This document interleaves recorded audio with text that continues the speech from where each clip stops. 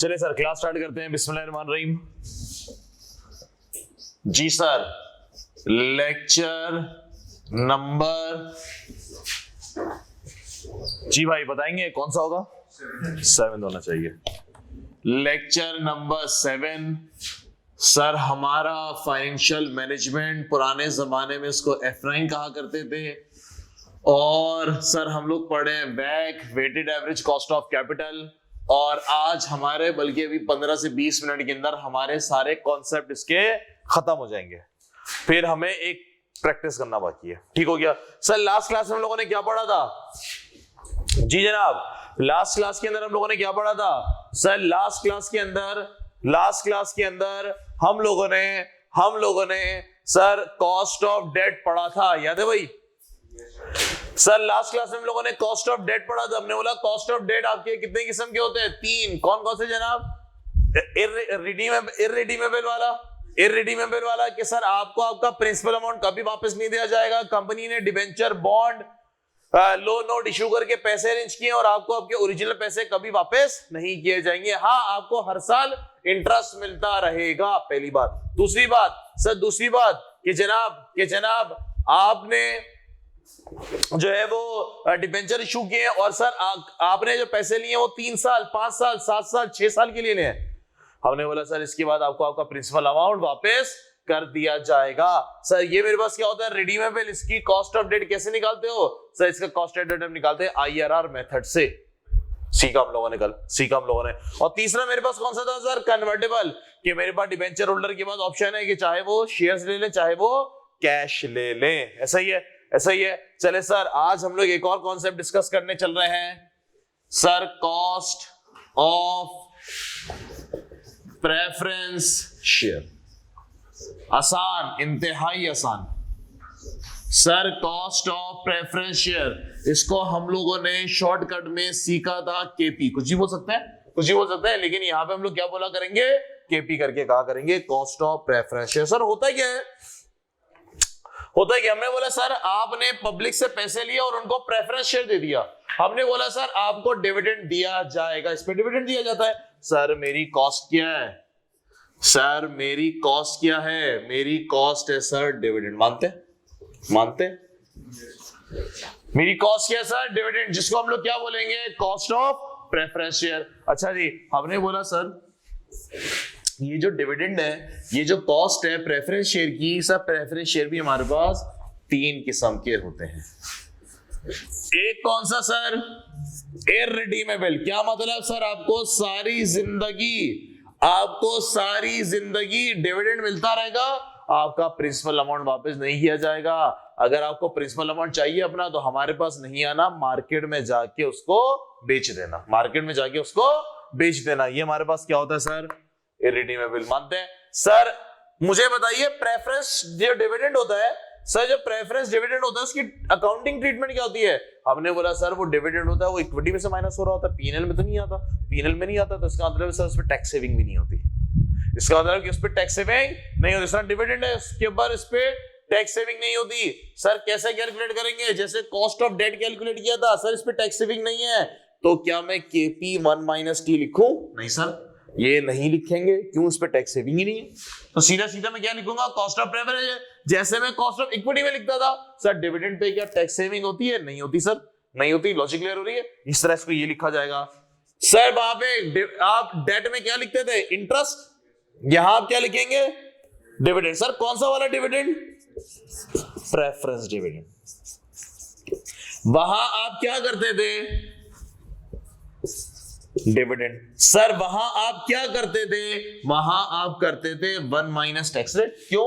Interest के ऊपर tax saving होती है, लेकिन डिविडेंड के ऊपर टैक्स सेविंग नहीं होती। तो हटाओ इसको। सिंपल कॉस्ट डिविडेंड होता है। सर इसकी डिविडेंड की परसेंटेज कैसी होती है? फिक्स्ड होती है, याद है? इसकी डिविडेंड की, प्रेफरेंस की डिविडेंड की परसेंटेज कैसी होती है? फिक्स। 14% तो 14% मिलेगा, 12% तो 12% मिलेगा। क्या ऑर्डिनरी वाले की फिक्स होती है? नहीं सर, ऑर्डिनरी वाले की डिपेंड करती है किसके ऊपर? मैनेजमेंट के ऊपर, कि कम दे ज्यादा दे। इसका मतलब सर इसके ऊपर ग्रोथ का कोई सीन ही नहीं है। इसका मतलब इसमें कोई ग्रोथ का सीन ही नहीं है। सर वहां पे हम लोगों ने डिविडेंड वैल्यूएशन मॉडल में कॉस्ट ऑफ इक्विटी को हमने कैसे कैलकुलेट किया था? डिविडेंड कब का? अगले साल का। अगर इस साल का दे रहे तो ग्रोथ रेट ऐसा ही है, ऐसा ही है सर। यहाँ पे तो ग्रोथ रेट का सीन ही नहीं है, यहाँ पे तो डिविडेंड की परसेंटेज फिक्स कर दी, पार के ऊपर इतना डिविडेंड मिलेगा डिवाइडेड बाय, यहाँ पे क्या करते थे आप, डिवाइडेड बाय ना कॉस्ट ऑफ के निकालने के लिए फॉर्मूला सर क्या बोलते थे आप, current share price plus growth rate. याद है सर, यहाँ पे तो ग्रोथ का सीन ही नहीं है, तो ग्रोथ रेट तो नहीं आएगा। और डिवाइड किससे करवाएंगे सर हम लोग, मार्केट प्राइस से। अगर तो प्रेफरेंस शेयर मार्केट में ट्रेड कर रहा है, अगर तो प्रेफरेंस शेयर मार्केट में ट्रेड कर रहा है तो वो, अगर प्रेफरेंस शेयर मार्केट में ट्रेड नहीं कर रहा तो सर मैं यहाँ पे क्या लूंगा, पार वैल्यू। क्या लेंगे sir, par value. Logic clear हुई सर? सेम वही चीज है सर, सेम वही चीज है। प्रेफरेंस शेयर में डिविडेंड नहीं होता, उड़ा दिया। प्रेफरेंस शेयर के अंदर ग्रोथ नहीं होती, उड़ा दी मैंने इसको। ग्रोथ नहीं उड़ा दी मैंने, ग्रोथ का सीन ही नहीं है अब तो। Agreed agreed sir. इंटरेस्ट भी तो यही था, इररिडीमेबल वाले का जो कॉस्ट ऑफ डेट था वो भी तो यही चीज थी। क्या था, इंटरेस्ट। सर इंटरेस्ट में भी तो ग्रोथ नहीं होती, इंटरेस्ट की परसेंटेज फिक्स कर दी, पार वैल्यू के ऊपर मिलेगा, तो ग्रोथ का तो सीन ही नहीं है। और सर इसके बाद टैक्स सेविंग होता है, तो एक नई चीज आ गई थी tax saving, divided by market value या मार्केट प्राइस। ऐसा सेम वही चीज है सर, सेम कॉन्सेप्ट।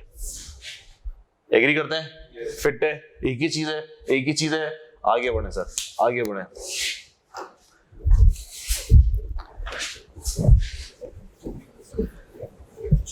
जी भाई, इसका मतलब ये हुआ भाई कि इसमें और कॉस्ट ऑफ डेट में सिर्फ एक फर्क आ रहा है, इसमें और कॉस्ट ऑफ डेट में सिर्फ एक फर्क आ रहा है। कौन सा? आफ्टर टैक्स वाला। इंटरेस्ट के ऊपर टैक्स सेविंग मिलती है, इसमें नहीं मिलती। सर दूसरा मेरे पास कौन सा है, रिडीमेबल वाला। दूसरा मेरे पास कौन सा है, रिडीमेबल वाला। सर रिडीमेबल बोले तो मैं कितने 3 साल के लिए मैंने प्रेफरेंस शेयर इशू किए, मैंने लोगों से पैसा लिया, उनको मैं लेट्स सपोज 3 साल के लिए, 3 साल में उनको डिविडेंड पे करूंगा और 3 साल बाद में उनको उनका पैसा वापस करूंगा। एग्री करते हैं सर? प्रेफरेंस सर डिबेंचर में तो यही था। दोनों में फर्क क्या है सर? दोनों में फर्क क्या है सर? वो आफ्टर टैक्स होता था, ये आफ्टर टैक्स नहीं होता। सर कैसे निकालेंगे cost of preference share? Same वही, थ्रू IRR, यानी के same as cost of debt, ignoring tax saving. Sir क्यों इग्नोरिंग? क्योंकि सर प्रेफरेंस डिविडेंड पे टैक्स सेविंग थोड़ी ना होती है, तो P&L में थोड़ी ना आता dividend. Logic clear? Logic clear? Same वही है, सेम वही है, डिट्टो कॉपी पेस्ट। सर तीसरा कौन सा वाला था? कन्वर्टेबल। सर ये कन्वर्टेबल क्या होता था कि सर आपने प्रेफरेंस शेयर इशू किए, आपने शेयर होल्डर को बोला कि सर मैं, प्रेफरेंस शेयर होल्डर को बोला कि सर मैं आपको 3 साल बाद या 5 साल बाद, जो भी टाइम है, 4 साल बाद मैं आपको आपके पैसे वापस कर दूंगा या मैं आपको अपनी कंपनी के शेयर दे दूंगा, आपकी मर्जी है। सर वो बंदा फैसला कब करेगा? At the time of maturity. आज थोड़ी ना फैसला करेगा, वो फैसला कब करेगा? At the time of maturity. वो क्या बोलेगा? सर मैं देखूंगा जब 4 साल पूरे होंगे, मैं देखूंगा मुझे फायदा किस में आ रहा है। अगर तो शेयर प्राइस ज्यादा पड़ रही होगी, मुझे फायदा शेयर प्राइस में ज्यादा होगा, तो मैं शेयर ले लूंगा, मार्केट में बेच देंगे। वरना मैं क्या ले लूंगा जनाब? कैश ले लूंगा। लॉजिक क्लियर है? मैंने क्या बोला? लॉजिक क्लियर है? मैंने क्या बोला? सर क्या बोलूंगा इसको मैं? आइदर कैश और शेयर। सर दोनों में क्या लेंगे? Higher of. मानते हो? हर बंदा अपना फायदा सोचते है दुनिया में। अकाउंटिंग ट्रीटमेंट क्या होगी sir? Cost of preference share की। जी सर क्या होगी? थ्रू IRR, मतलब same as cost of debt ignoring tax saving. बात मानते हो भाई? सर बात मानते हैं? सेम। चलिए सर कॉपी करेंगे, हम एक एग्जांपल करेंगे और फिर हम अपने पास्ट रिपोर्ट्स की तरफ आ जाएंगे और इसके साथ हमारा कॉन्सेप्ट खत्म। मुझे बताया रिडीमेबल के अंदर जो आप बता रहे हैं DBT को यार, तो हमारा कौन सा स्टेप जो है वो हम मिस करेंगे इसके अंदर? जैसे टैक्स सेविंग वाला तो करेंगे, तो जो इंटरेस्ट निकालते थे हम, हाँ वो उसमें से माइनस करेंगे। टैक्स नहीं करेंगे हम लोग, सवाल है हमारे पास। कन्वर्टेबल शेयर्स, हाँ कन्वर्टेबल ऑप्शन है, इसके अंदर जो शेयर होंगे वो मतलब प्रेफरेंस शेयर्स ही लेगा व्हाट? ना ऑर्डिनरी शेयर लेगा, प्रेफरेंस शेयर तो है उसके पास। अच्छा, वो हमसे ऑर्डिनरी शेयर खरीद लेगा, ऑर्डिनरी शेयर कन्वर्ट करवा लेगा, असल मालिक बन जाएगा हमारा।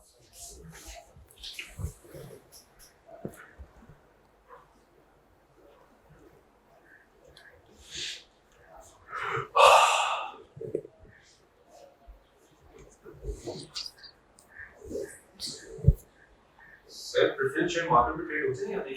होता है क्या स्टॉक में होता है सर?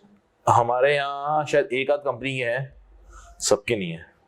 तो कैसे पता चलता है, कैसे नाम? मैं लिखा होगा उस पर preference share,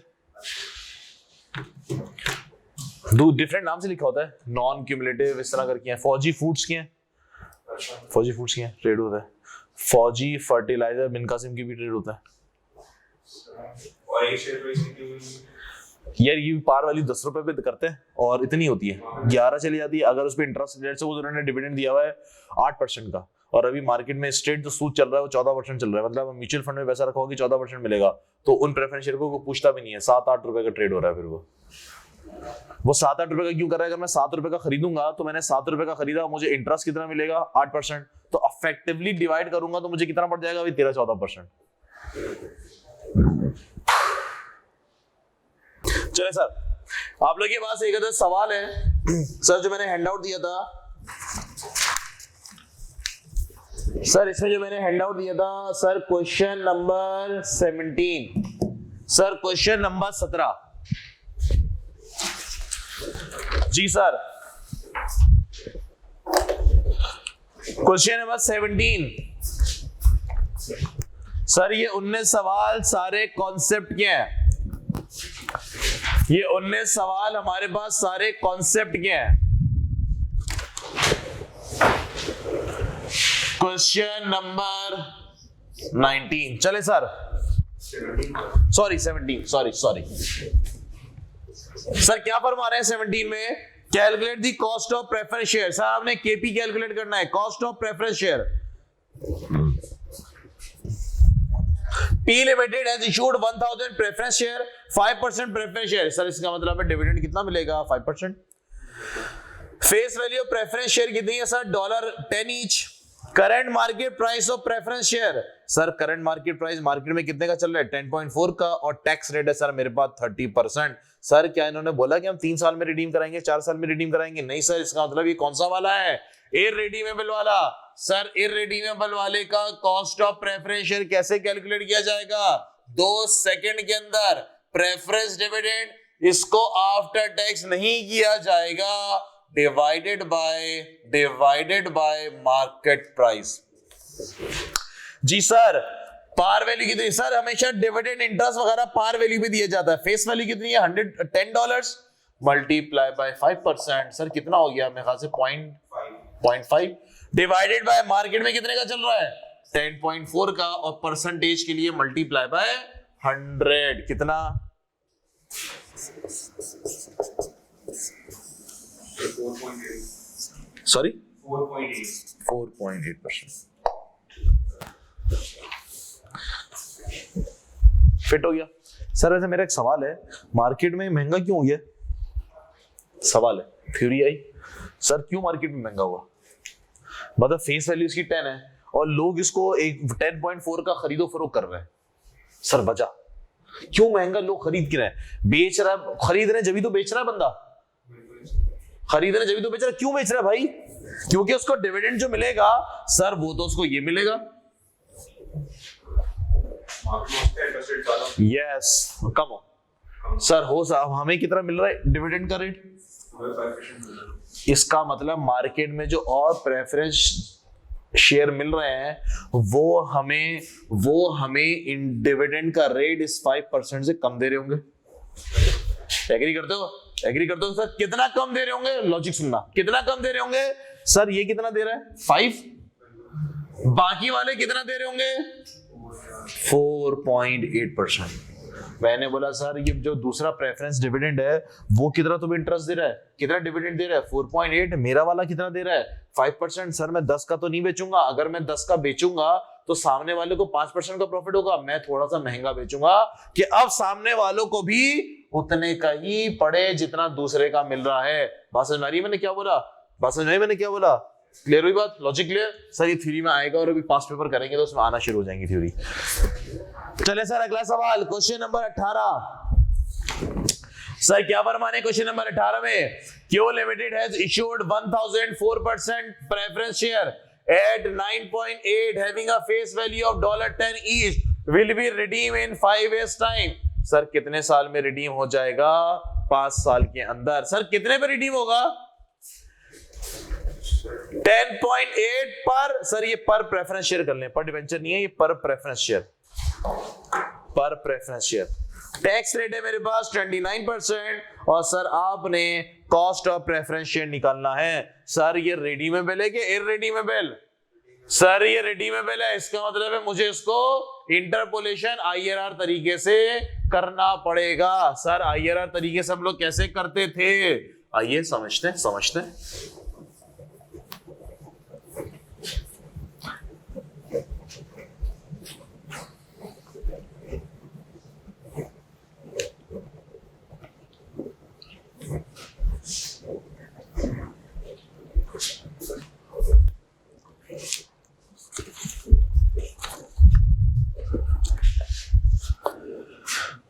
sir question number 18, sir मैं कैलकुलेट कर रहा हूं cost of preference share KP.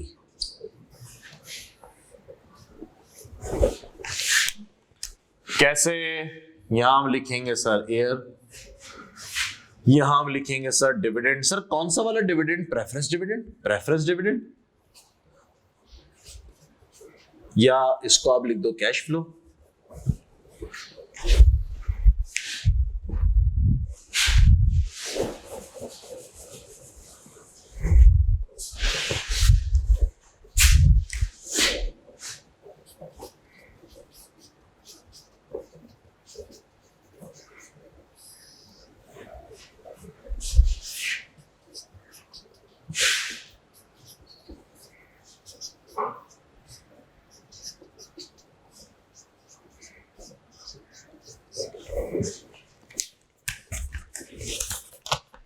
Ji sir air 0 पे हम क्या लिखते थे, current market price. Sir current market price कितनी चल रही है, $9.8। ऐसा सर एक से लेके 5 साल तक आप इसको प्रेफरेंस डिविडेंड पे करेंगे। सर कितना पे करेंगे, हमने बोला जनाब पार वैल्यू कितनी है इसकी, $10 और 4% पे करेंगे। सर कितना, 0.4। ऐसा सर आफ्टर टैक्स करेंगे, नहीं सर इस पे थोड़ी ना टैक्स सेविंग होती है, ये कोई डिवेंचर थोड़ी ना है, तो मैं इसको क्या लिखूंगा 0.4। और 5वें साल के एंड पे आपका अपना पूरा का पूरा पैसा वापस किया जाएगा। सर कितना है आपके पूरे के पूरे पैसे, 10.8। ऐसा सर तो बेसिकली मेरी जो कॉस्ट आई है, सर मुझे बताएंगे कॉस्ट कितनी आई है,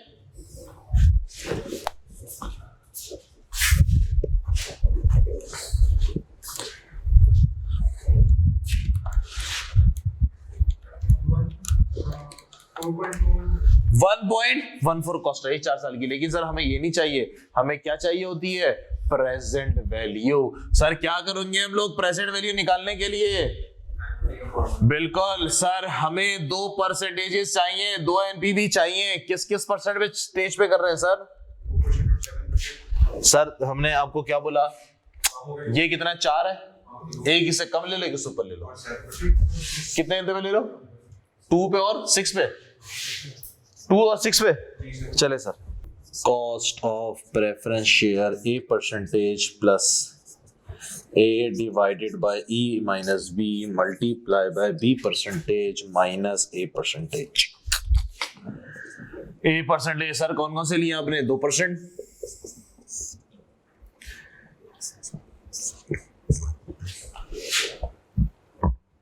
बी पे आपने क्या लिया सर? 6%।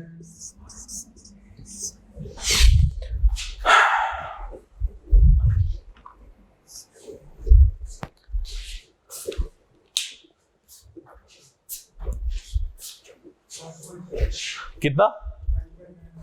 5.9 आ रहा है। चलो जी चेक करते हैं। चले सर, 2% के ऊपर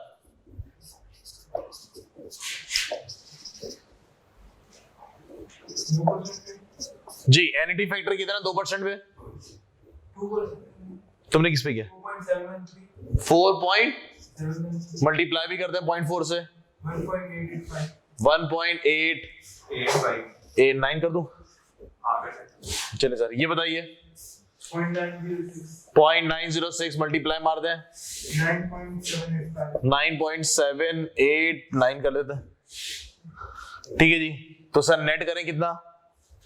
1.87। ठीक हो गया। ये बताइए 6% के ऊपर 4.212 मल्टीप्लाई करें 0.4 से 1.6667 कर दें, फिर हाँ 69 होगा। चले जी, फिर ये वाला 0.747 मल्टीप्लाई करें 10.8 से, सॉरी 8.067 तो 07 कर दें। चले सर नेट करें, ये माइनस होगा मेरे ख्याल से, ये नेगेटिव। और ये बताइए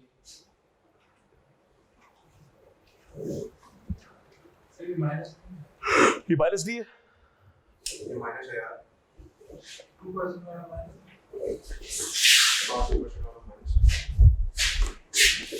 कुछ गलती की है।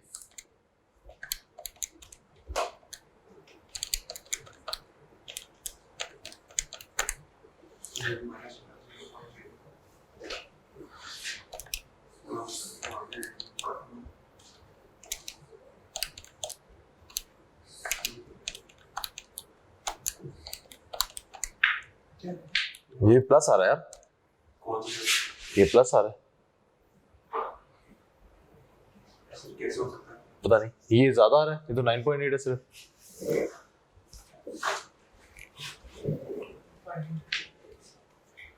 या तो कुछ गड़बड़ की किसी नंबर पे एक आध, या तो ये गलत है, कुछ तो गलत है फिर।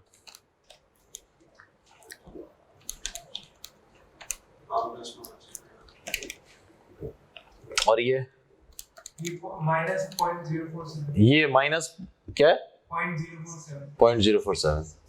चले सर IRR में निकालें 2% पे आपने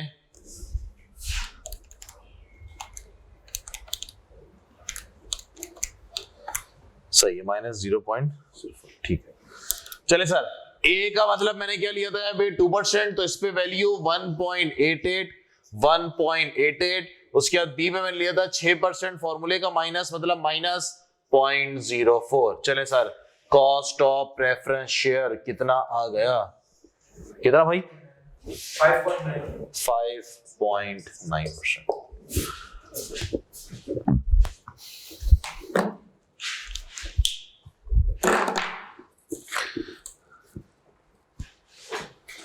ठीक हो गया सर? सर क्वेश्चन नंबर 9 और हमारे कॉन्सेप्ट खत्म। क्वेश्चन नंबर 9 और हमारे सारे कॉन्सेप्ट खत्म। क्वेश्चन नंबर 19 और हमारे सारे कॉन्सेप्ट खत्म। फिर हमारी 2 क्लासें लगेंगी प्रैक्टिस पे और हमारा ये चैप्टर फिनिश। अगला चैप्टर में स्टार्ट करेंगे इंशाल्लाह इन्वेस्टमेंट अप्रेजल। एग्जाम में उसका लॉन्ग क्वेश्चन एक मिलेगा लाजमी। फिर हम स्टार्ट करेंगे रिस्क मैनेजमेंट और उसका एक OTQs मिलेगा आपको। तो हमारे पहले 50 नंबर सेव हो जाएंगे।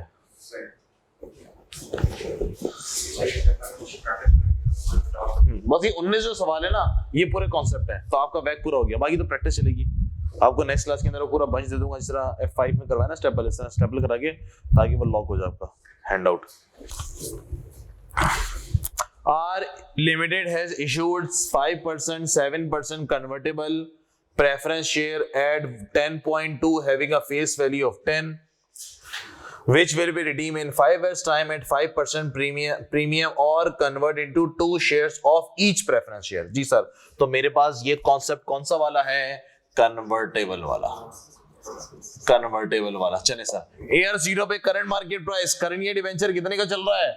10.2 का। सर कितने साल तक का है ये? 5 years टाइम, तो 1 से लेके 5 साल तक का मुझे डिविडेंड, मुझे प्रेफरेंस डिविडेंड पे करना पड़ेगा। सर प्रेफरेंस डिविडेंड कितना? 7%, यानी कि 10 का 7% ये आफ्टर टैक्स नहीं होगा।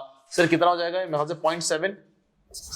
5वें साल के एंड पे या तो मैं उसको शेयर्स दूं या तो मैं उसको कैश दूं। सर क्या करेंगे in case of cash? Sir in case of cash कितना कैश लेना चाह रहा है भैया? 5% प्रीमियम, फेस वैल्यू कितनी है? 10, इसका 105% 10.5। या सेकेंड ऑप्शन, सर वो मुझसे क्या लेगा? शेयर्स। सर कितने शेयर ले रहा है? हर प्रेफरेंस शेयर के बदले कितने शेयर ले रहा है? 2 ऑर्डिनरी शेयर, 2 शेयर। मार्केट में एक शेयर कितने का चल रहा है? सर मार्केट में एक शेयर कितने का चल रहा है? $7 का। मैंने बोला सर ये तो आज चल रहा है ना 7 का, आज का थोड़ी ना। ये फैसला कब करेगा? 5 साल के बाद। 5 साल के बाद। और सर शेयर प्राइस कितनी ग्रो करेगी?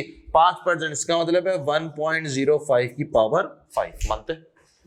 कितना मेरा भाई? 17.8।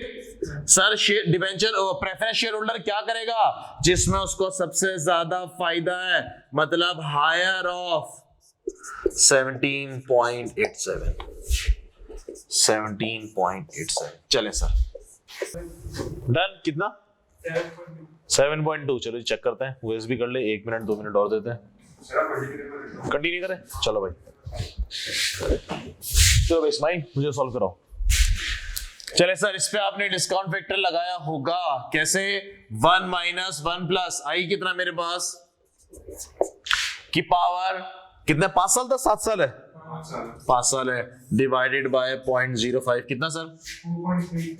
4 पॉइंट मल्टीप्लाई मार दें 3.003। सर यहाँ पे आपने डिस्काउंट फैक्टर लगाया होगा 1 डिवाइडेड बाय 1 + आई की पावर 5 कितना? 0.78 मल्टीप्लाई मारे 17.87 से कितना? 13.94। चले सर नेट करें। 7.05 प्लस का है? ठीक हो गया। हाँ ये सर 9% पे चले। इस पे एनईडी फैक्टर आपने लगाई होगी सर। कैसे? 1 - 1 + आई कितना लिया अब आपने? 9% -5 डिवाइडेड बाय आई कितना? 3.89। सर मल्टीप्लाई भी कर दें कितना? 2.72। चले सर यहां पे आपने डिस्काउंट फैक्टर लगाया होगा। कैसे? 1 डिवाइडेड बाय 1 + आई की पावर 5 कितना? 0.65 मल्टीप्लाई भी कर दें 17.87 से 11.62। चले सर नेट करिए कितना? -5.86 कर ले। चले जी सर क्या किया जाएगा? IRR लगाया जाएगा भाई। IRR लगाया जाएगा। कैसे लगाएंगे IRR? Cost of preference share A% plus A divided by A minus B multiply by B% minus A%।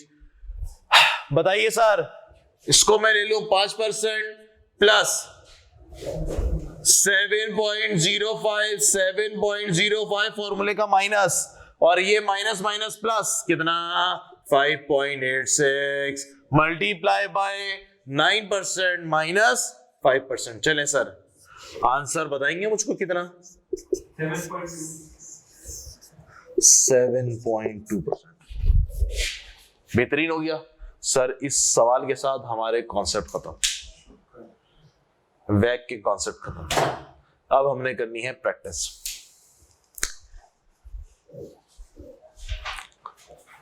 चले सर मैंने आप लोगों को पास्ट पेपर दिया है। चले सर भी खींचते हैं। चले भाई स्टार्ट करें। ब्रेक खत्म। चलें सर, आप लोगों को मैंने एक अदद हैंडआउट दिया है सर। क्वेश्चन नंबर 20 पर आइए। ये पास पेपर का सवाल है सर। मैंने आप लोग के हैंडआउट के अंदर पास पेपर सन 2008 से लेके लेटेस्ट अटेम्प्ट तक के डाले हैं। इससे हमारे पास प्रैक्टिस मटेरियल अच्छा खासा जमा हो जाएगा। हम लोग इसकी अच्छी खासी प्रैक्टिस करके अच्छे खासे मार्क्स ले सकेंगे इंशाल्लाह। चले सर, अभी हम लोग करने जा रहे हैं क्वेश्चन नंबर 20। सर ये बहुत पुराना सवाल है, जून 2008 का।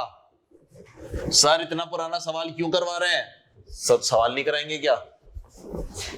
सारे सवाल करेंगे, लेटेस्ट भी करेंगे भाई। आप लोग भी करोगे, मैं भी करूंगा। चले सर स्टार्ट करते हैं।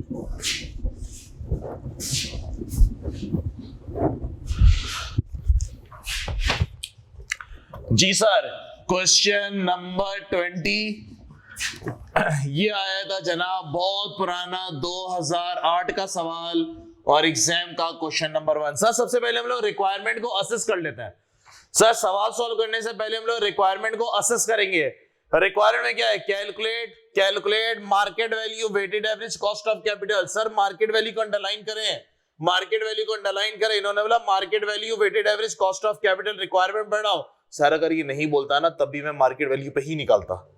अगर ये बोल देता बुक वैल्यू तो फिर मैं बुक वैल्यू पे निकालता, लेकिन अगर खामोश रहता तो मैं किस पे निकालता? Market value. हमेशा मार्केट वैल्यू पे निकाला जाता है of capital, cost of capital of birds company. State clearly any assumptions that you make. Sir सुने, मैं जरा समराइज करूं इसको कैलकुलेशन पोर्शन के 12 मार्क्स। सर इधर देखें, फिर स्टार्ट करिएगा। डिस्कस। सर डिस्कस को अंडरलाइन करें। Theory. Sir theory.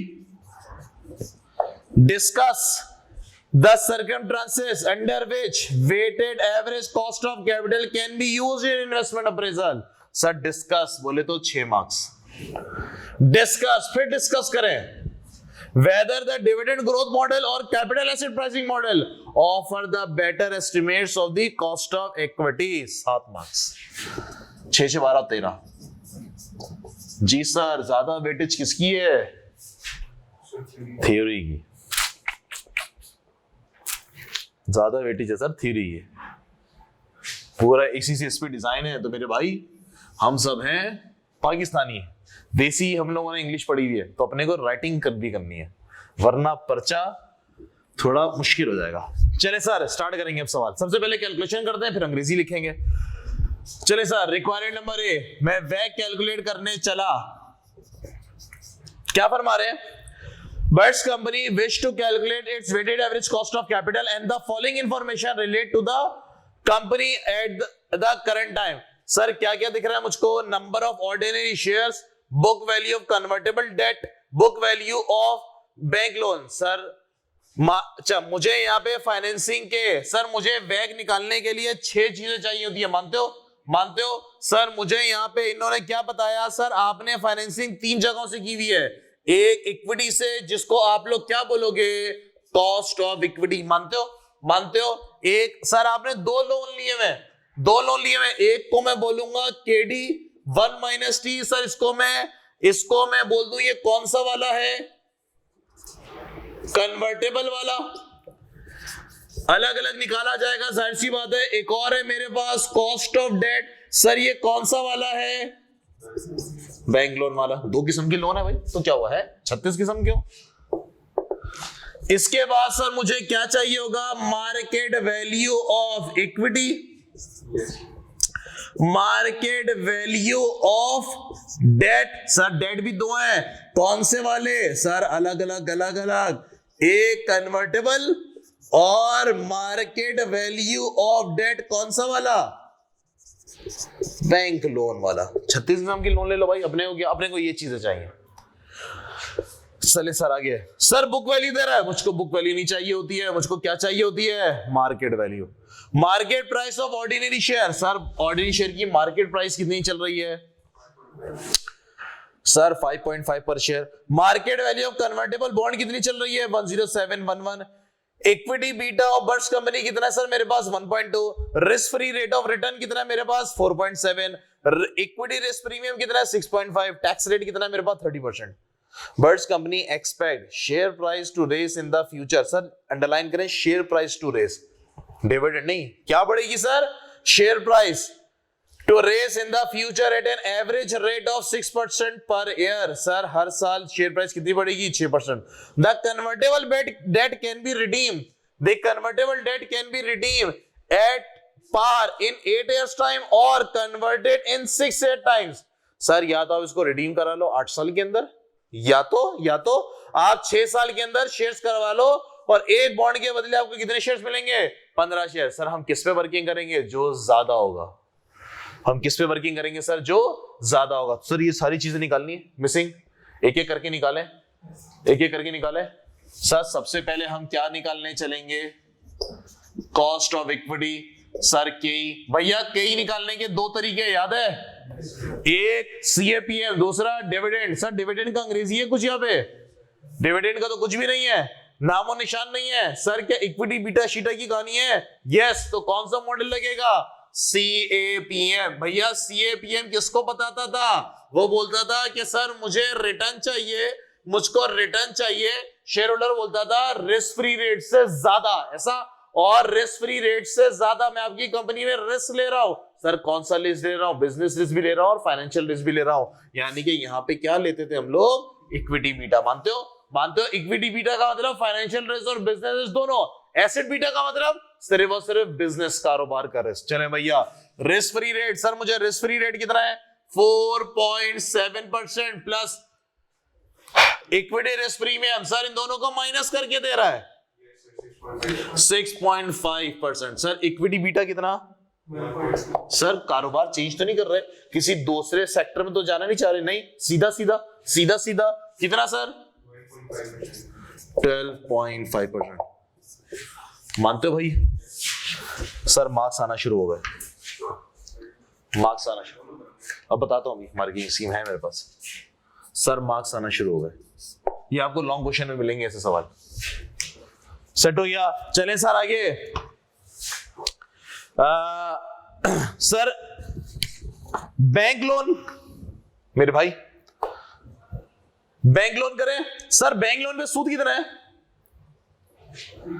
Sir bank loan में सूद कितना है? आइए जी, सर मैं कैलकुलेट करने चला KD 1 - T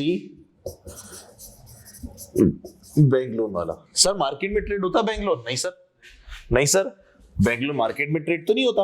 KD 1 - T। आइए सर, इसका मतलब जो इसकी बुक वैल्यू वही इसकी मार्केट वैल्यू, जो इसकी बुक वैल्यू वही इसकी मार्केट वैल्यू।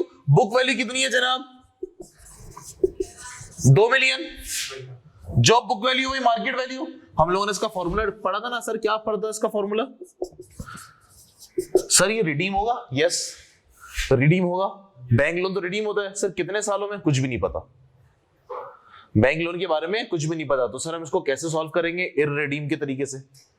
इररिडीम बना बोलता मुझे 5 साल 3 साल 8 साल कुछ भी नहीं बोला।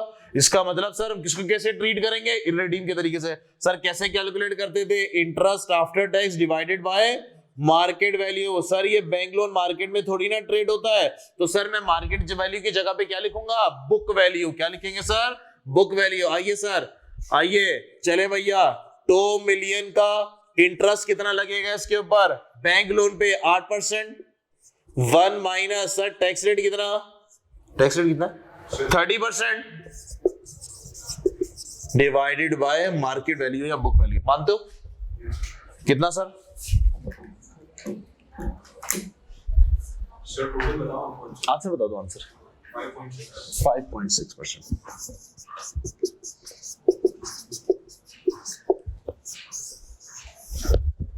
कितना जनाब? 5.6। तो मेरे पास KD 1 - T बैंक लोन हो गया 5.6%। मानते हैं?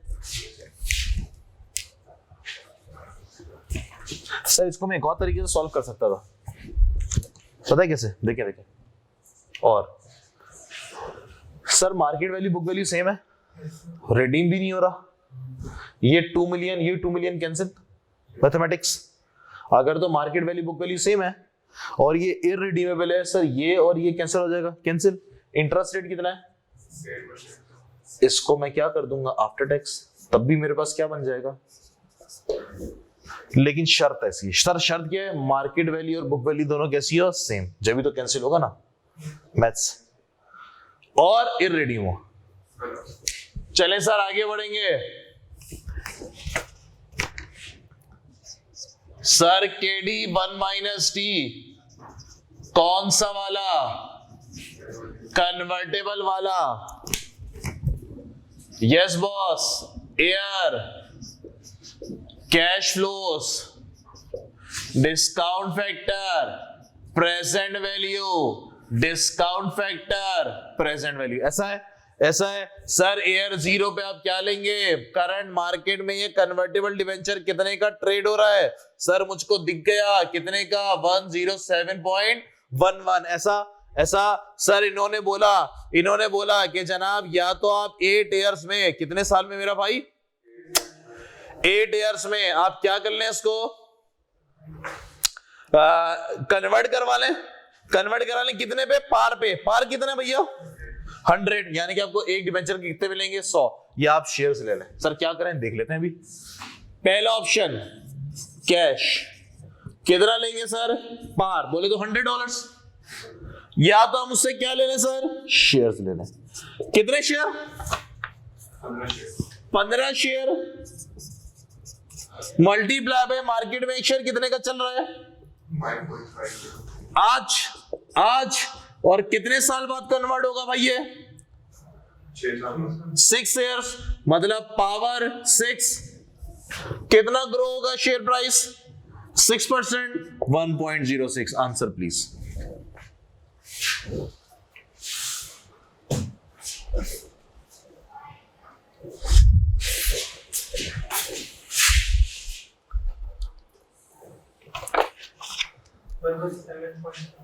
वन 117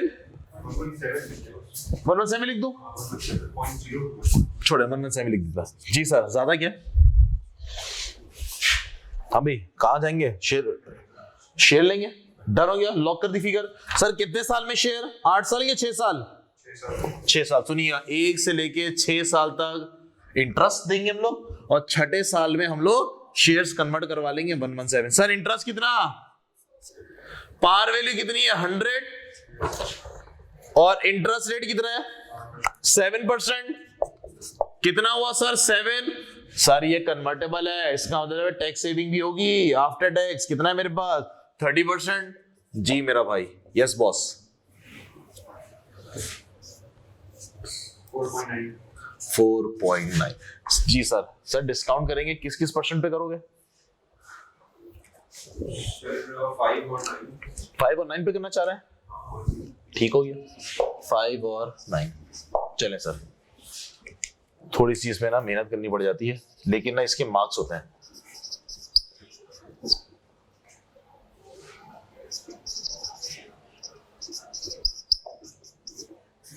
चलें सर, ये आपको थोड़ी सी ना मेहनत करनी पड़ेगी।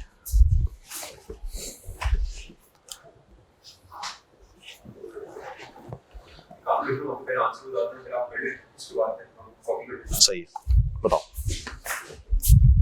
बताएं sir. 1 minus 1 plus 1 plus I की पावर 6 साल डिवाइडेड बाय 0.0। जी सर कितना? 5.075। सर मल्टीप्लाई भी करते हैं हाथों हाथ 4.9 से।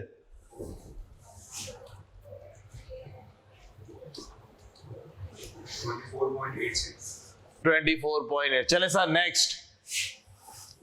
सिर्फ 6ठे साल का discount factor 1 divided by 1 plus I की पावर 6 कितना भाई? 0.746। चलो भाई मल्टीप्लाई भी कर दो हाथों हाथ। 87.3 दो। सर नेट भी कर दे हाथों हाथ।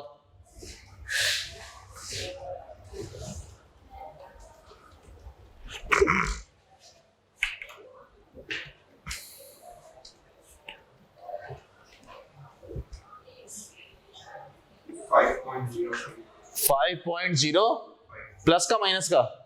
प्लस का। फिट हो गया सर। 9% में भी तो बताइए। 1 माइनस 1 प्लस आई की power minus N divided by आई।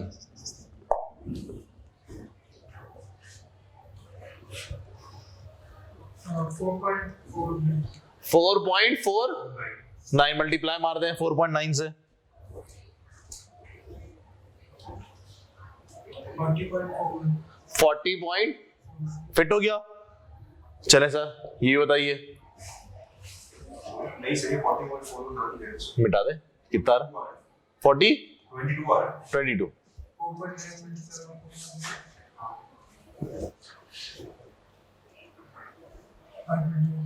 सही है। चले सर ये बता दें। Yes boss. 1 divided by 1 plus I की पावर 6 0.59. 0 पॉइंट सर मल्टीप्लाई भी कर दें 117 से 69.7. 69.7। चले सर नेट भी कर दें।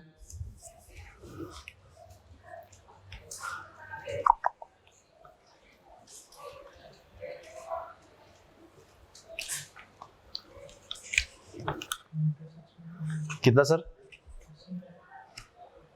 सर -15.4 हो रहा है। माइनस का 15.4. 4 चले सर IRR में डालें। जी भाई KD 1 minus T convertible bond का A percentage plus A divided by A minus B multiply by B minus A percentage. जी भैया A परसेंटेज का मतलब 5% प्लस 5.05 डिवाइडेड बाय 5.05 फॉर्मूले का माइनस और minus minus plus 15.41। B percentage कितनी है मेरे पास? 9% माइनस 5%।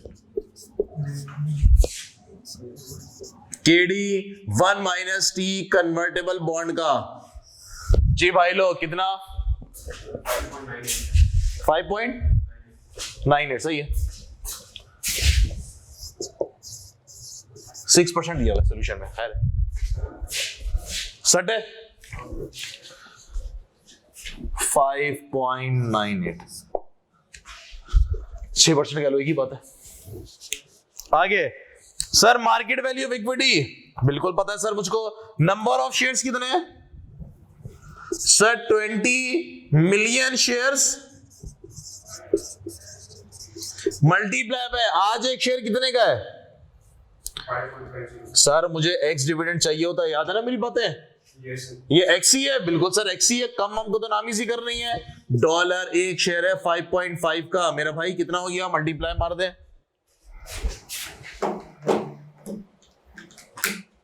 110 million 110 million. ठीक है सर। कन्वर्टेबल बॉन्ड कितने मेरे पास? आइए सर। सर कन्वर्टेबल बॉन्ड मेरे पास कन्वर्टेबल बॉन्ड है $29 मिलियन के। एक की फेस वैल्यू कितनी है मेरे पास? 100। तो sir number of debenture, number of convertible bond, number of convertible bond कितने हो गए? 0.29 मिलियन। मानते हो? मार्केट में कितने का चल रहा है? $107.11। चल मेरा भाई कितना हो गया? 31.06 31.06 मिलियन।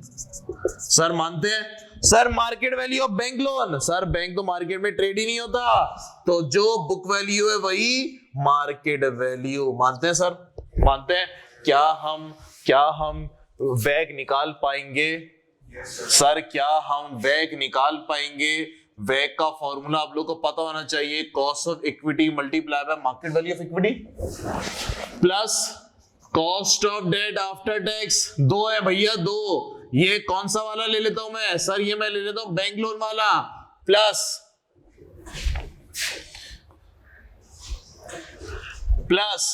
कॉस्ट ऑफ डेट, ये मैं कौन सा वाला ले लेता हूं?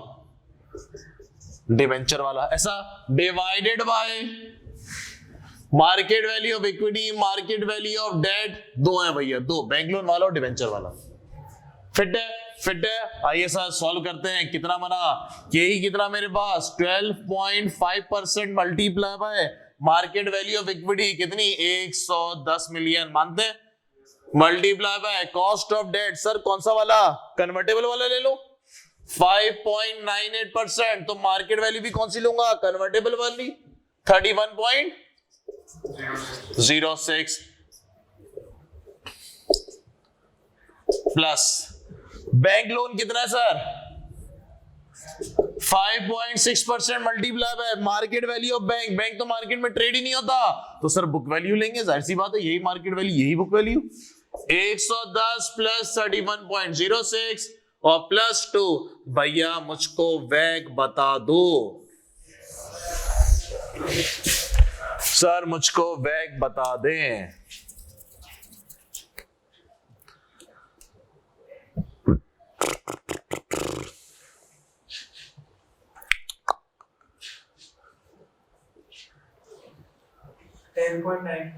$10.9 सही है, 10.98% या और 11%, एक ही बात, सेट है, सही है sir, done. Sir marking scheme बताऊं आप लोगों को, मैं आपको जो इसका सोल्यूशन ग्रुप पे सेंड कर दूंगा, मार्किंग स्कीम मैं आपको बताता हूं। सर कॉस्ट ऑफ इक्विटी, यकीन करें एग्जामिनर कितना मेहरबान है आप लोग का। सर इसके निकालने के 2 मार्क्स, कुछ साइंस है इसमें, कुछ भी साइंस नहीं है, कुछ भी साइंस नहीं है। Sir cost of convertible date निकालने के 5 मार्क्स, इसके 5 मार्क्स, मस्त है। Sir cost of bank loan निकालने के 1 मार्क्स, ये चिल्लड़ सा काम करने के 1 मार्क्स। उसके बाद है सर मार्केट वैल्यू निकालने के 2 मार्क्स, यानी कि इसके 2 मार्क्स, और वैक निकालने के 2 मार्क्स। ये मार्किंग स्कीम बनाई है इन्होंने। 5, 6, 7, 8, 9, 10, 11, 12। अच्छा समटाइम मार्क्स में आप देखोगे उसे जो मार्क्स एलोकेट किए होते हैं 12 मार्क्स है इस पे, ये मैक्सिमम में मार्क्स एलोकेट किए वो 13, 14 भी किए होते हैं। इसका मतलब कहीं गलती अगर हो रही है ना तब भी आपको फुल मार्क्स मिलने के चांस है, लेकिन आपको इस पार्ट में 12 से ज्यादा मार्क्स नहीं देगा।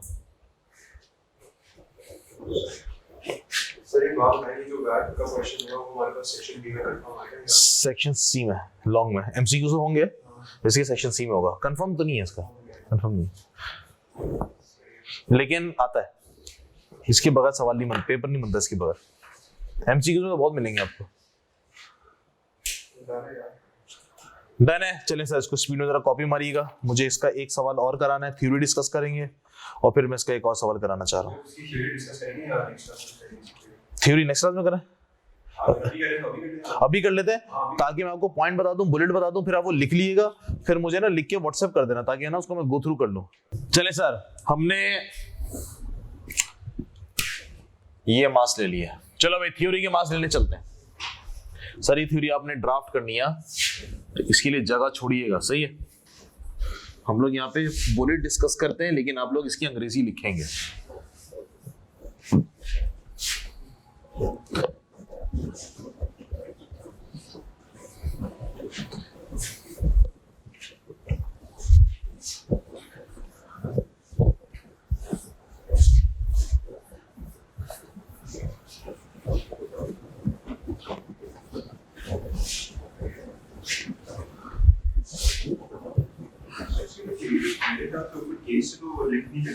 नहीं डायरेक्ट हाँ, जनरल डिस्कशन है, कॉन्सेप्ट डिस्कशन है, ये कह रहा हूं। चले सर इसके सेकंड पार्ट में क्या कह रहा है सर, इसके बी पार्ट में क्या है, 6 मार्क्स। डिस्कस दी सर्कमस्टांसेस, यानी कि किन वजूहात के बिना पे under which weighted average cost of capital can be used in investment appraisal. Sir होता क्या है, हमारा अगला चैप्टर है इन्वेस्टमेंट अप्रेजल का, सही है। उसमें होता क्या है बता देता हूं आपको थोड़ा सा। हमने बोला सर हमारे पास एक इन्वेस्टमेंट अपॉर्चुनिटी है, हमने उसमें पैसा लगाना है, हमने उसमें पैसा लगाना है। उसमें से कितना बेनिफिट आएगा, कितना बेनिफिट आएगा, सर वो बेनिफिट हमने देना पड़ेगा किनको? बॉन्ड होल्डर वालों को। किसको देना पड़ेगा? बॉन्ड होल्डर वालों को, इक्विटी होल्डर वालों को। ऐसा ही है, सुनिएगा। मैंने फाइनेंस अरेंज किया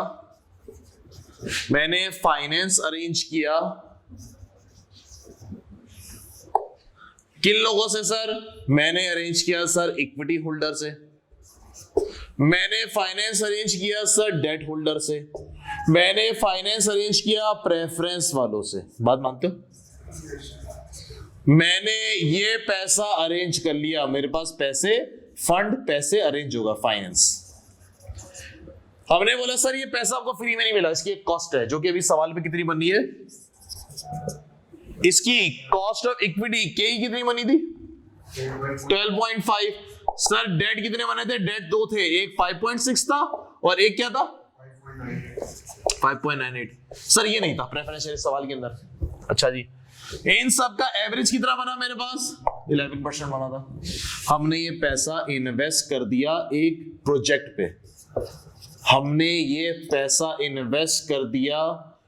प्रोजेक्ट पे, या कंपनी ने एक्सपेंशन पे, कंपनी ने बोला सर मेरी एक फैक्ट्री तो है, एक और फैक्ट्री लगा लेते हैं। हमारा एक प्लांट तो है, हमारे पास ऑर्डर बहुत आ रहे हैं, सर एक और प्लांट लगा लेते हैं, बात समझ में आ रही है? यानी कि मैं इन्वेस्टमेंट, सर इससे जो रिटर्न आएगा, इससे जो प्रॉफिट आएगा, इससे जो कैश फ्लोज आएंगे,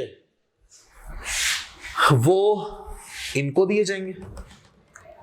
सर इस पे रिटर्न कितना आना चाहिए? सर इससे ज्यादा आना चाहिए। बात मानते हो? सर कितना ज्यादा? 13, 14, 15 व्हाटएवर, इससे ज्यादा आना चाहिए। सवाल में पूछना चाह रहा है सर आप वैक को क्यों कंपेयर करते हैं, इसको क्यों नहीं करते, इसको क्यों नहीं करते? बात समझ में आई? सवाल अंग्रेजी में क्या पूछ रहा है सर? इसमें दोबारा देखें सर, अब सवाल, discuss the circumstances under which weighted average cost of capital can be used in investment appraisal.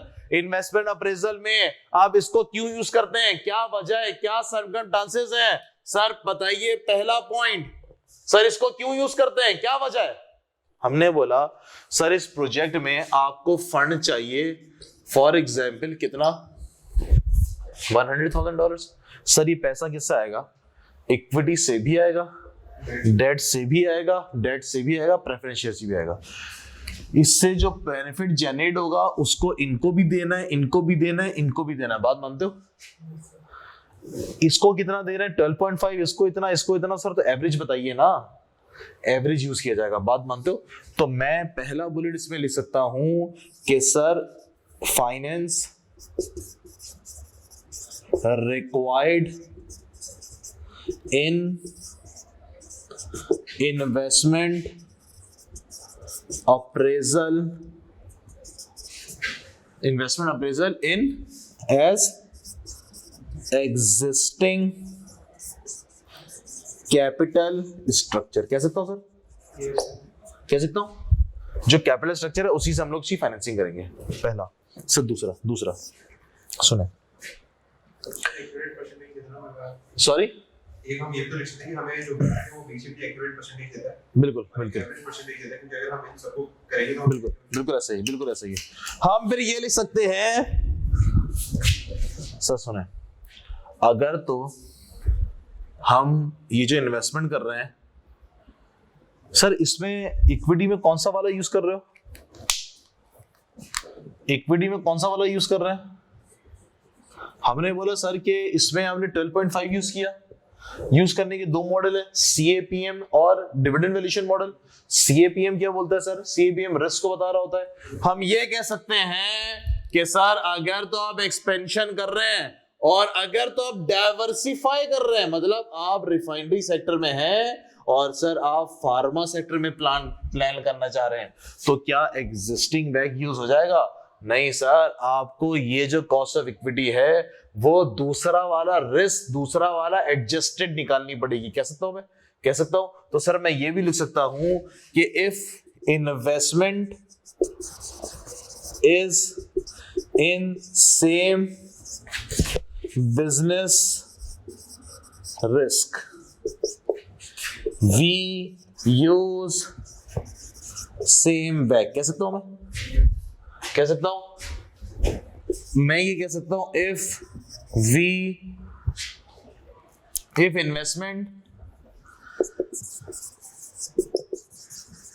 investment is in different business sector या business risk, we use project specific कह सकता हूं मैं, कह सकता हूं सर। थर्ड वाला मैंने बोला सर अगर तो आप रिफाइनरी वाले और फार्मास्यूटिकल में जाना चाह रहे हैं तो सर आपको ये चेंज करना पड़ेगा। क्यों? इसमें इक्विटी बीटा कौन सा वाला डाला हुआ है? करंट बिजनेस का।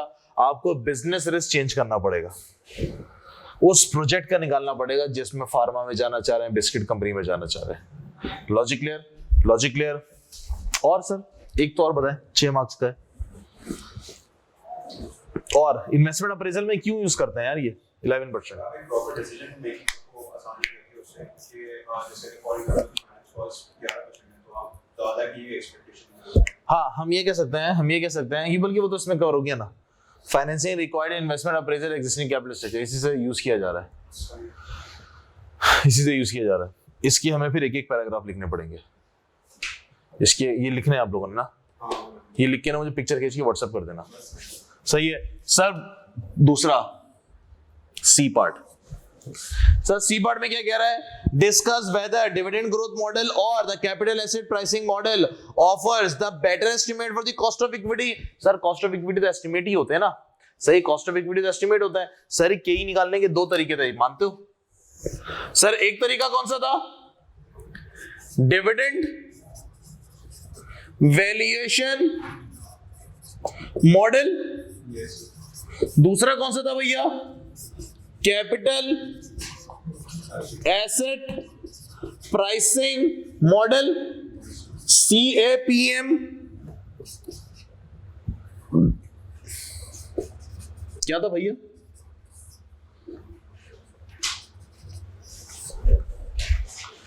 चले सर, कहना क्या चाह रहे सवाल में, सुनिएगा। Discuss whether the dividend growth model और the capital asset pricing model offer the better estimates for the cost of equity.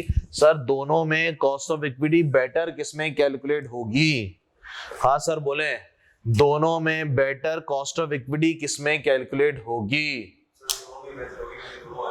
हाँ सर, लेकिन एक असम्पशन है। क्या?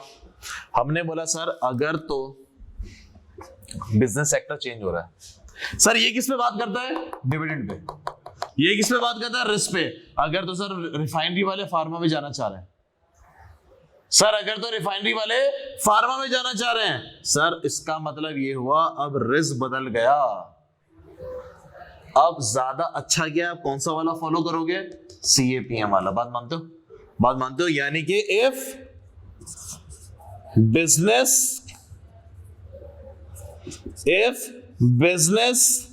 risk is change, if business risk is change,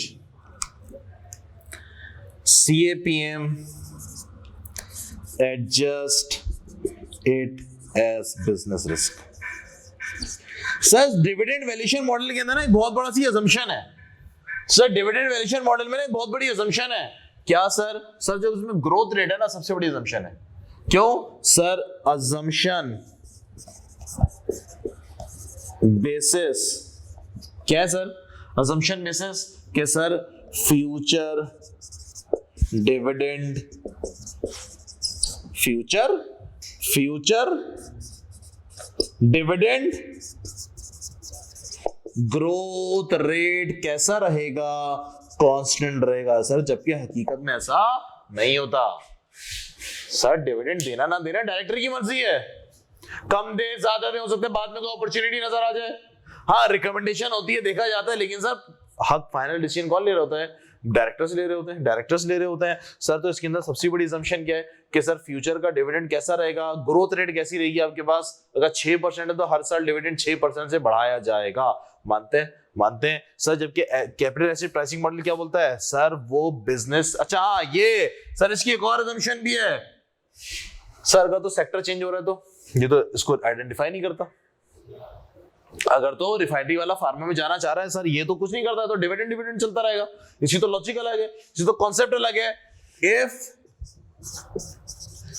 business sector change it does not account for, sir ये इसको account for he नहीं करता, इसको अकाउंट फॉर ही नहीं करता। बात मानते हैं, बात मानते हैं, बोलता है भाई तो डिविडेंड पे चलेंगे, जबकि तो मेरा बेहतर कंक्लूजन क्या है सर, डिविडेंड वैल्यूएशन मॉडल अच्छा है या सीएपीएम अच्छा है? सर मेरे ख्याल से कंक्लूजन में इट्स बेटर कि हमारे पास CAPM is better because of, sir because of कि ये रिस्क को एडजस्ट करता है और बिजनेस रिस्क को भी एडजस्ट कर देता है। बात मानते हो?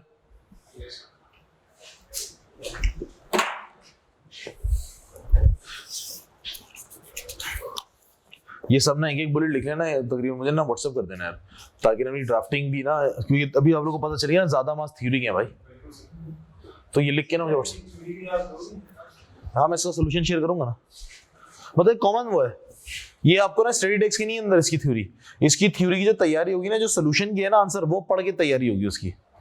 स्टडी टेक्स्ट में इसकी वो नहीं है, कोई खास अच्छा वो नहीं लिखा हुआ, थ्योरी लिखी हुई। इसका मैं आपसे सोल्यूशन शेयर करूंगा ना, वो आप पढ़ोगे ना, फिर आपको अंदाजा होगा कि मैंने इसमें लिखना क्या है। लेकिन इट्स बेटर कि आप पहले खुद लिखें, मुझे व्हाट्सएप करें, मुझे व्हाट्सएप करोगे तो फिर मैं इसका सोल्यूशन भेजूंगा। ये रूटीन बना लेते हैं ताकि इसको पढ़ने के लिए ना आप कम से कम लिखो, लिखने की आदत तो डले ना हमारी, लिखने की आदत नहीं है ना हमारी। ठीक हो गया मेरा भाई? मैं इसकी मार्किंग स्कीम भी साथ भेज दूंगा ताकि ना आपको आइडिया भी हो जाए, लेकिन व्हाट्सएप करोगे तो मैं भेजूंगा। चले सर क्वेश्चन नंबर 22 करेंगे, इसके बाद 21 होमवर्क करना। 21 का बी पार्ट अब नहीं कर सकते, चलो अभी 22 करते हैं।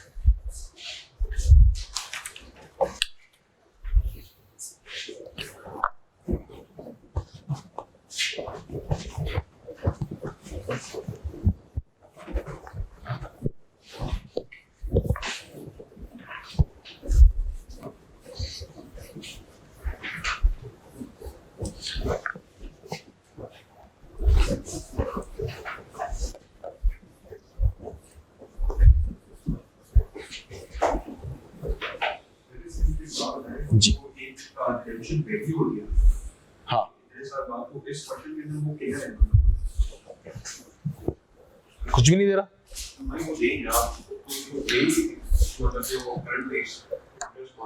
कुछ भी नहीं हो रहा तो पार पे,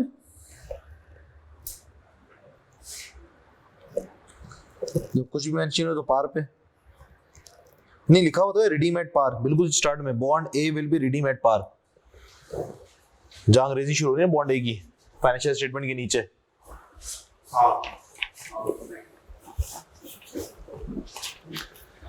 चले सर क्वेश्चन नंबर 22 दिसंबर 2009 का सवाल है, एग्जाम में क्वेश्चन नंबर 2 था सर। रिक्वायरमेंट नंबर ए में है मेरे पास, कैलकुलेट कॉस्ट ऑफ डेट, बोले तो KD 1 माइनस टी, किसकी भैया? बॉन्ड ए की। पढ़ते हैं। DD company has provided a payout ratio 40%, sir हम कितना डिविडेंड बढ़ देते हैं? 40%, and has maintained this payout ratio for the several years, कई सालों से हमारी ये प्रैक्टिस रही है। The current dividend per share of the company, sir हमने करंट डिविडेंड कितना दिया है? 50 सेंट, मतलब $0.5, and it is expected that the next dividend per share payable in 1 year's time, और सर जो आप अगले साल डिविडेंड देंगे, अगले साल डिविडेंड देंगे वो आप देंगे 52 सेंट, यानी कि $0.52। ठीक है सर, ठीक है ठीक है। The capital structure of the company is as follow, sir मुझे कैपिटल स्ट्रक्चर दिख रहा है, इक्विटी दिख रही है, इक्विटी, और दो किस्म के बॉन्ड दिख रहे हैं, ए और बी, यानी कि इन्होंने इक्विटी फाइनेंसिंग भी की हुई है और दो किस्म के बॉन्ड भी किए हुए हैं, debt bond A bond B. Bond A will be redeemable at par in 10 years time, sir 10 साल के बाद इसको रिडीम कर दिया जाएगा and pay an annual interest rate. Sir सूद कितना मिलेगा इस पे 9%। The current ex interest market price, sir ex को अंडरलाइन कर लें, the ex interest market price, हमें एक्स ही चाहिए होता है। सर मार्केट में कितने का ट्रेड हो रहा है, $95.08 का। चले सर बॉन्ड ए कैलकुलेट कर पाऊंगा सर, ये रिडीम वाला है, इसका मतलब आईआरआर के मेथड से करना पड़ेगा। Air cash flows, discount factor, present value, discount factor और प्रेजेंट वैल्यू। कितने साल में रिडीम होगा, 10 years। तो सर ईयर 0 1 से लेके 10 साल और 10। आज इसकी मार्केट में प्राइस कितनी है, 95.08। ऐसा 1 से लेके 10 साल तक सर इंटरेस्ट पे किया जाएगा। कितना इंटरेस्ट पे करेंगे, पार वैल्यू कितनी है इसकी, ऊपर बैलेंस शीट में दे रहा है $100 मल्टीप्लाई बाय सर कितना परसेंट इंटरेस्ट है इसके ऊपर, 9%, और इसको आफ्टर टैक्स कर लेंगे। सर टैक्स रेट कितना है, दिया हुआ है। रिक्वायरमेंट से ऊपर इग्नोर टैक्स, बोले तो 0। रिक्वायरमेंट से ऊपर लिखा हुआ है सर इग्नोर टैक्स, बोले सर टैक्स वैक्स नहीं है, तो कितना बना, 9 बनेगा। ऐसा ऐसा। और रिडीम कितने पे करवाया जा रहा है, पार पे। चले सर किस किस पे डिस्काउंट कर रहे हो मेरे भाई, सर 7% और 11%। 7 और 11 ठीक हो गया। 7 और 11 जो परसेंट इंटरेस्ट रेट का दिया करे उससे 2% नीचे 2% ऊपर कर दिया करो, आफ्टर टैक्स करके, आफ्टर टैक्स करके। Sir done. सर 10% आ रहा है। क्या चीज, back back KD, cost of trade off एक मिनट 9.83 सही है, सर 9% आ रहा है। सही, मुझे भी करा था यार। ये कितना सर, सर 7.26। 7.26। ये कितना मल्टीप्लाई मारे, मल्टीप्लाई करने के बाद 65.34। 65.34। सर ये डिस्काउंट फैक्टर सर 0.51 0.51 और 50.85। सॉरी 50.85। ऐसा ठीक है, नेट करें सर 21.11। 21.11। ये कितना भाई, 5.88। 5.88 मल्टीप्लाई मार दें, हाँ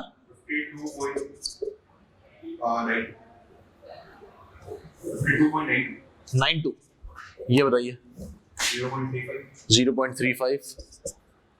35.21। चलो भाई नेट कर दीजिए। 6.95 यस बॉस, क्या है मेरे पास, ये cost of debt bond A का A percentage plus A divided by A minus B, B minus A percentage. जी सर 7% प्लस 21.11, 21.11 फॉर्मूले का minus minus minus plus 6.95, 11 minus 7। Sir answer क्या बताया आपने, 10%। फिट है, फिट है। आगे सर बी जो है मेरा थ्योरी है, वो थोड़ी देर में डिस्कस करते हैं, पहले कैलकुलेशन निपटा दें, पहले कैलकुलेशन निपटा दें। बी थ्योरी है, 2 मिनट में डिस्कस करते हैं। सर सी पार्ट पाइए, calculate the following. C part का पहला क्या है भैया, कॉस्ट ऑफ इक्विटी निकालिए। सर कॉस्ट ऑफ इक्विटी निकालिए किससे, CAPM से। सर फॉर्मूला क्या होता था मेरे पास, KE का risk free rate plus RM minus RF और इक्विटी बीटा। जी sir answer please, sir answer please.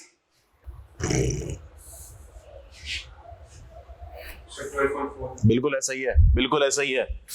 आइए sir, risk free rate requirement से ऊपर दे रहा है, DD as an equity beta 1.2। Risk free rate कितना है मेरे पास, 4%।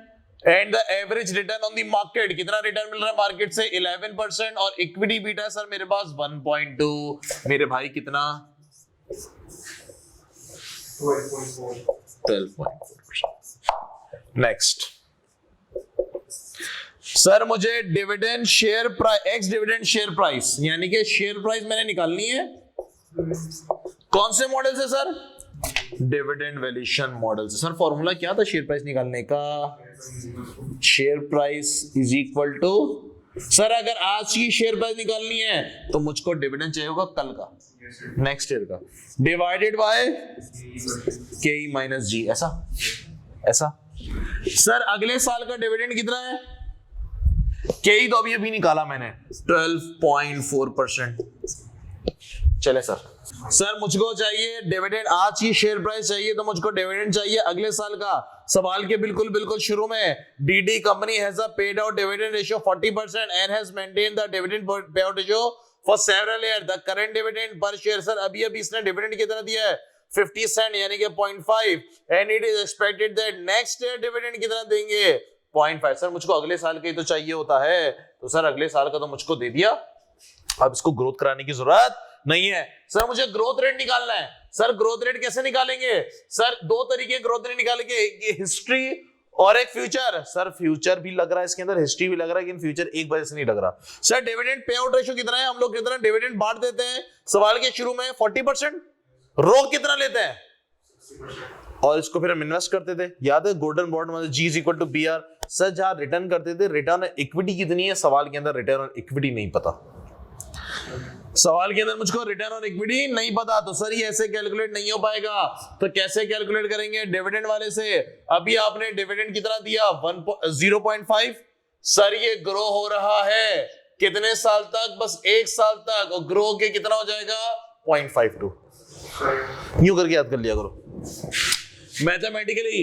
1 + G 1 साल तक ग्रो हो रहा है, 0.52 मल्टीप्लाई, इधर आके डिवाइड, ऐसा। सर अगर ये मैं 1 खत्म करूंगा तो यहां पर क्या आ जाएगा? Under root. और कितना है सर ये? 1। ये प्लस का 1 उधर आएगा तो माइनस का 1।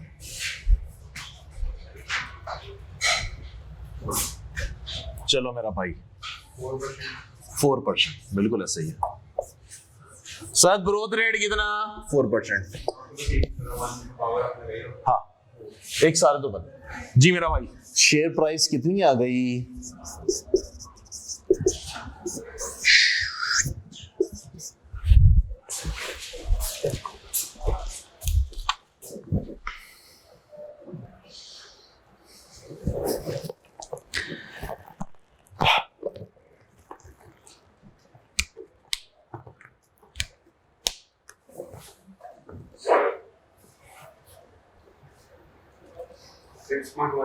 Six point 19।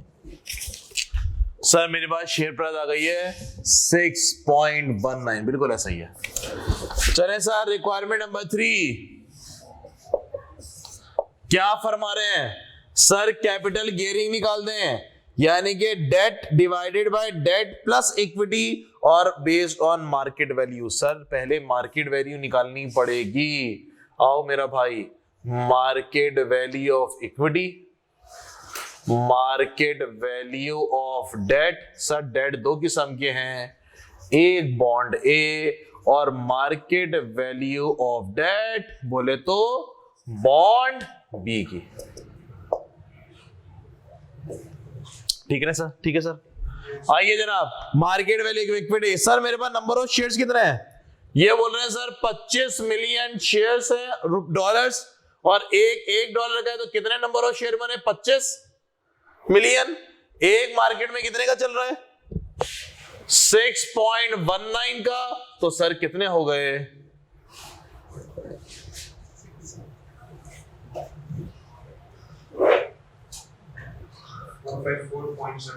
154.75 dollars million. ऐसा। सर आइए उसके बाद है मेरे पास market value of debt bond A. Sir number of bonds कितने मेरे पास? सर मेरे पास डॉलर्स में है बॉन्ड ए के 20 मिलियन, पार वैल्यू कितनी है? 100। तो सर कितने हो गए? 0.2 मिलियन मल्टीप्लाई बाय मार्केट में एक कितने का जनाब? 95.08 का।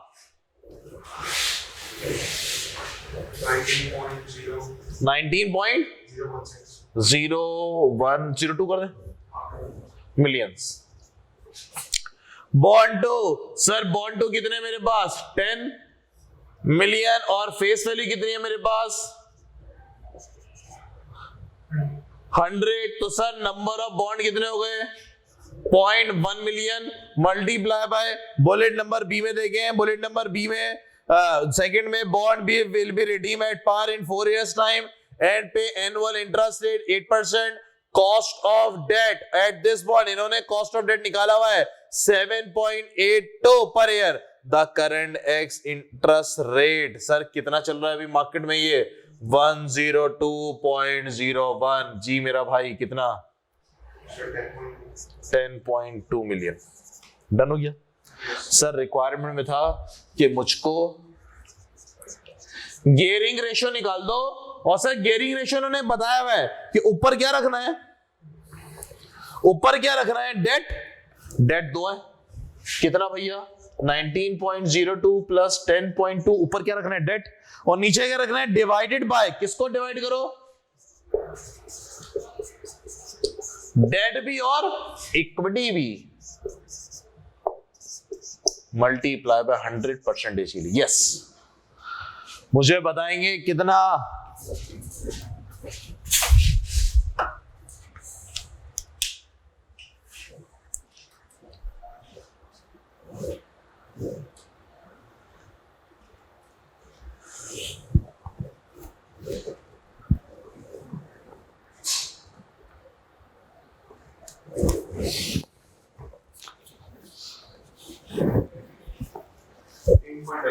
बिल्कुल ऐसा ही है. 15.96%.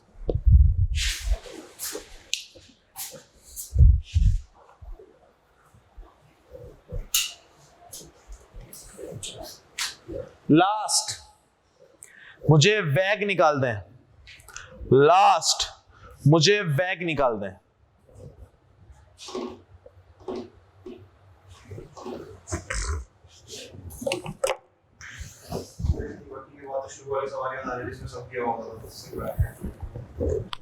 शुरू वाले सवाल याद आ रहे जो आपने दिए ना विंडो में, हाँ, जिसमें सब कुछ दिया हुआ था, सिर्फ बैक कैलकुलेट. यहाँ पे सब छुपा हुआ है, सब निकालोगे फिर वैग निकालोगे. चले सर वैग निकालें, 2 मिनट में निकलेगा.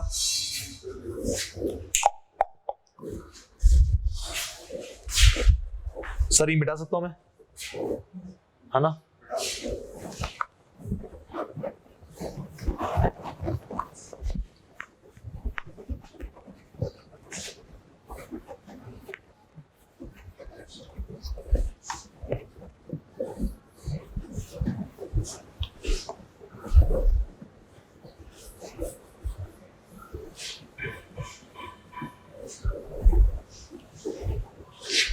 चले सर, ये घड़ी आगे, हाँ परेशान नहीं होना, ये घड़ी 5 मिनट आगे है. सिर्फ 5 मिनट. बॉन्ड ए का तो 2 मिनट डालिए. आएगा ना, क्यों? पैसा तो लिया है हमने, बॉन्ड बी का डालेंगे. पैसा लिया हुआ भाई, फाइनेंसिंग है. बैलेंस शीट में दिख रही है ना फाइनेंसिंग. सर बिल्कुल है, लेकिन कॉस्ट ऑफ डेट से कुछ नहीं आ रहा है. उसने निकाल के दिया हुआ है. एग्जामिनर ने ना थोड़ा रहम खाया है, उसने निकाल के दिया हुआ है. चलो मेरा भाई back. Sir cost of equity 12.4% multiply by market value of equity 154.75 plus cost of debt bond 10% था ना शायद. जी sir. 10% multiply by market value of bond A है 19.02 plus cost of debt bond B का इन्होंने मुझे कैलकुलेट करके दिया हुआ है 7.82% multiply by market value of bond B. Sir ये है मेरे पास 10.2 डिवाइडेड बाय 154.75 19.02 और 10.0. यस बॉस, वैक कितना? सर इसकी जो रिक्वायरमेंट नंबर डी है, जब हम एक कॉन्सेप्ट पढ़ेंगे डिविडेंड पॉलिसी वाला, फिर हम इसकी रिक्वायरमेंट नंबर डी करेंगे. सर इसकी रिक्वायरमेंट नंबर डी हम तब करेंगे जब हम लोग नया कॉन्सेप्ट देखें हमारा डिविडेंड पॉलिसी वाला, तब करेंगे. जी सर रिक्वायरमेंट नंबर 20 की देख लें मेरे भाइयों, रिक्वायरमेंट नंबर 20 की देख लें. थ्योरी है सर। 2 मिनट के लिए रुके, फिर हम कॉपी करके भी छुट्टी कर लेंगे। बस 2 मिनट डिस्कशन करनी है सिर्फ।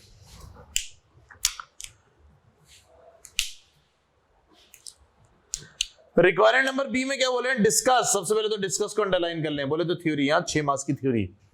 डिस्कस का मतलब आपको बताना है। Discuss the reason why, sir वजह बतानी है। Why different bond of the same company might have a different cost of capital. Sir हमारे पास 2 बॉन्ड थे, bond A, bond B. Sir 2 bond है जनाब।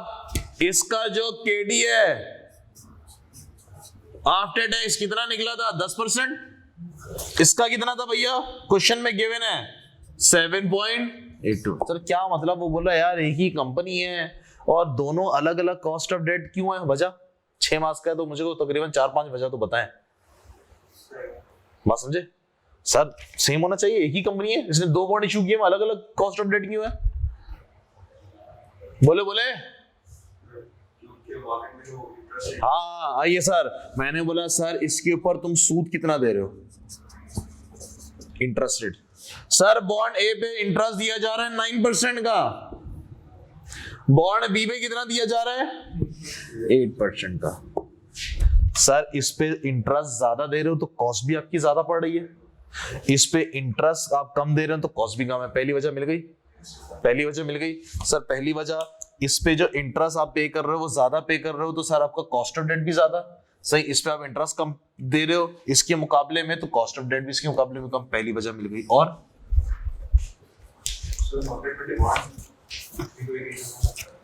सर हम ये कह सकते हैं, अच्छा इन्होंने क्या लिखा? Bond A and B were issued at the same time. दोनों एक साथ ही इशू हुए मार्केट में।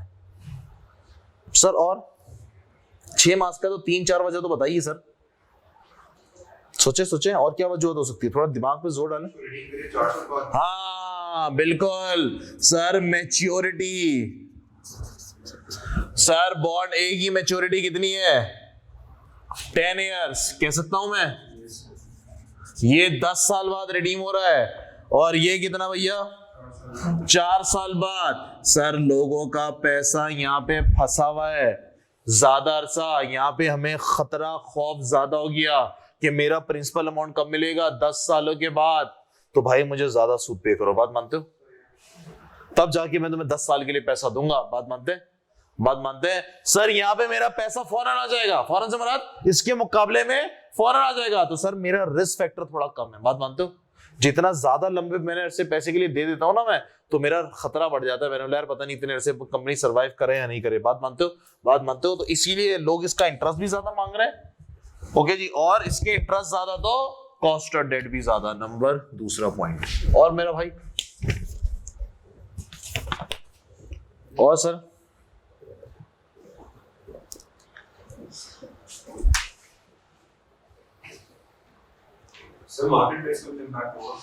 मार्केट का वो दिया हुआ नहीं है मुझे ना, मार्केट में इंटरेस्ट रेट कितना चल रहा है, तो मैं वो लफ्ज लिख नहीं पाऊंगा। हम अंग्रेजी में लिख सकते हैं कि सर अगर मार्केट का इंटरेस्ट रेट ये वो करके, लेकिन उससे ना शेयर डिबेंचर की प्राइस पे इंपैक्ट आएगा। सही है, तो वो प्राइस का तो नहीं पूछा इसने, तो कॉस्ट ऑफ डेट कैसा है तो उसके मार्क्स नहीं मिलेंगे हमको ना। सर एक और वजह बताइए, मुझे मिल गई ये वजह। सोचे सर, सोचे मुझको वजह मिल गई है, क्योंकि हमने यहाँ पे जनरल डिस्कशन नहीं करनी, उसने मुझसे सवाल की डिस्कशन मांगी है। उसने बोला बॉन्ड सेम कंपनी है सर, बॉन्ड के अलग अलग क्यों है कॉस्ट ऑफ डेट? मुझे एक वजह मिल गई है, आप लोग को ढूंढनी चाहिए वजह।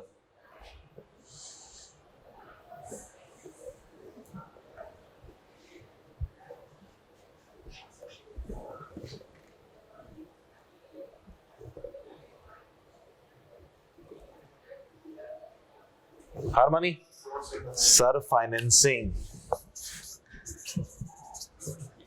इसमें पैसा कितना मांग रहे हो लोगों से? बैलेंस शीट में देखो 20 मिलियन। इसमें कितना मांग रहे हो? सर लोगों से ज्यादा मांग रहे हो। बोले तो नंबर ऑफ बॉन्ड्स कितने इसमें?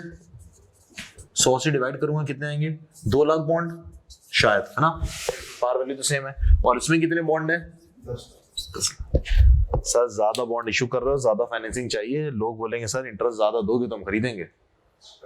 इसमें आप कम फाइनेंसिंग इशू कर रहे हो तो कम इंटरेस्ट है तो लोग फिर भी ले लेंगे। कम पैसा चाहिए ना आपको, ज्यादा पैसा अगर आपको चाहिए होता है तो फिर इंटरेस्ट रेट बढ़ाना पड़ता है, तभी लोग अट्रैक्ट होते हैं आपका बॉन्ड खरीदने में।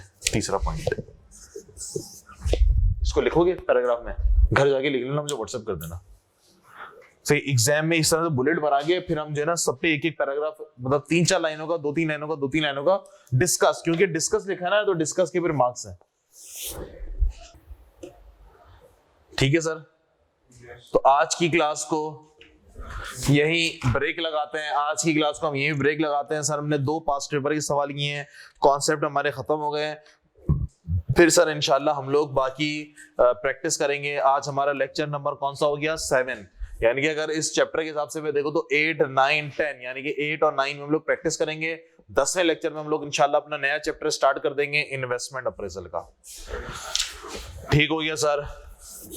चलें जी, अल्लाह हाफिज।